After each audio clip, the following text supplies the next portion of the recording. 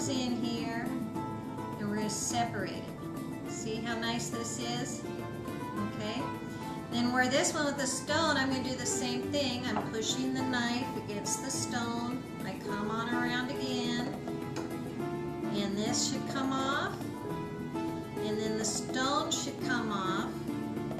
And most Spanish people will put the stone right into the guacamole because the stone helps to keep the avocado from turning brown.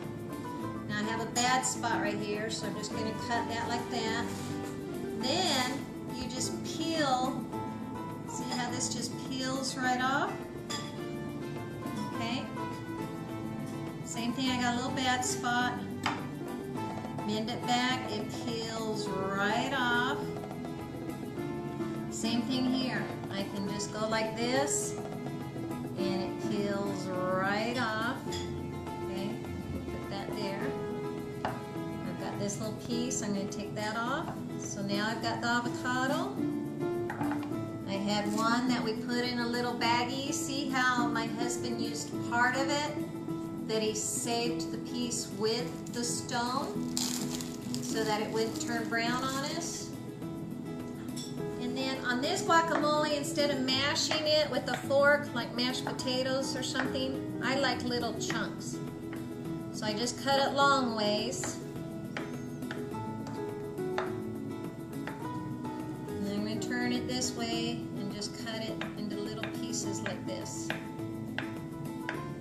I do the same thing with potatoes. When I'm cutting up potatoes, I cut them long and then come back and cut them short. Okay. Put that on in the bowl. These are tomatoes from our garden. I'm just going to cut off that piece right there. There's a little bad spot. I already washed them. I'm going to do the same thing with the tomatoes. I want them like in little cubes. Oh, don't those look good?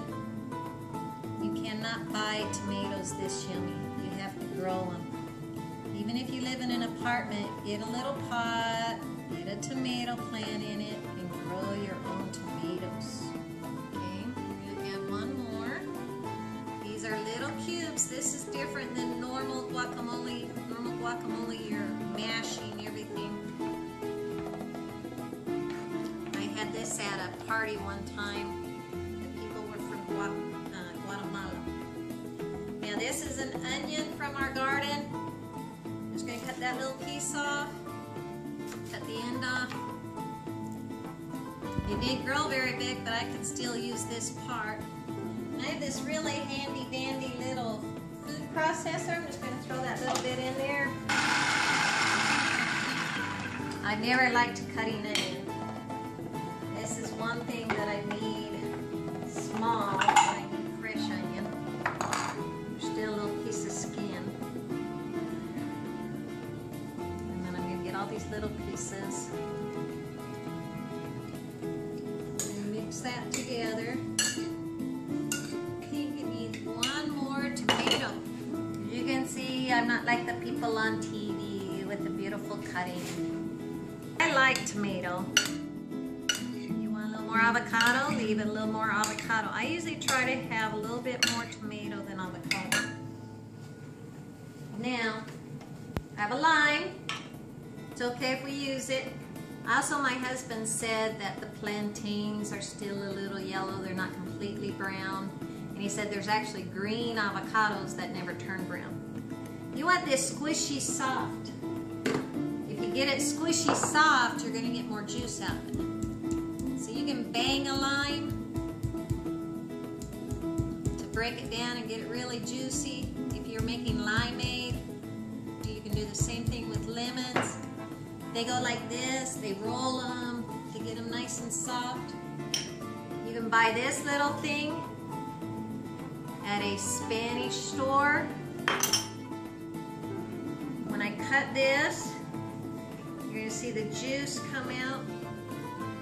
And I put a piece in here and just squeeze it. juice is going to come out.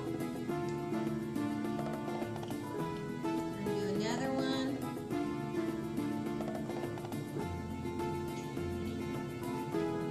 The lime juice also helps to keep it from turning brown, and it gives it a really good flavor. Also, the Spanish will do that with salads. They'll use lime instead of dressing, which saves a lot of calories. We're going to add a little salt. Just barely any garlic. Not very much. A little bit again of the white pepper. And this is the secret. We're going to take just a pinch of this canine pepper. And this is going to make it just a little spicy. Some people put in jalapeno, but this actually can make it, give it a really good flavor.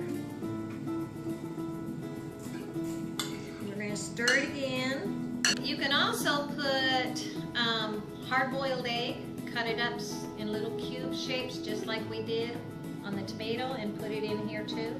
They do that in El Salvador. Okay, and then we're going to taste it.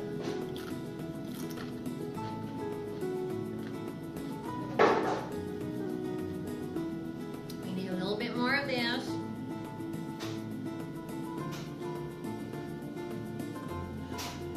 I can't even taste it yet. And it needs a little more salt.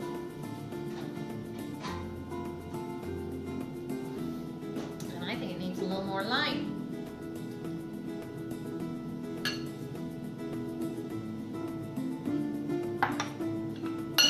Stir it again. On cooking, it's better to keep adding a little and have to taste it 3 or 4 times than to add too much. Because many times when you add too much, if it's soup, you can just add more water or add some potatoes. Potatoes absorb saltiness. But on other things, it's better just keep adding a little and keep tasting it.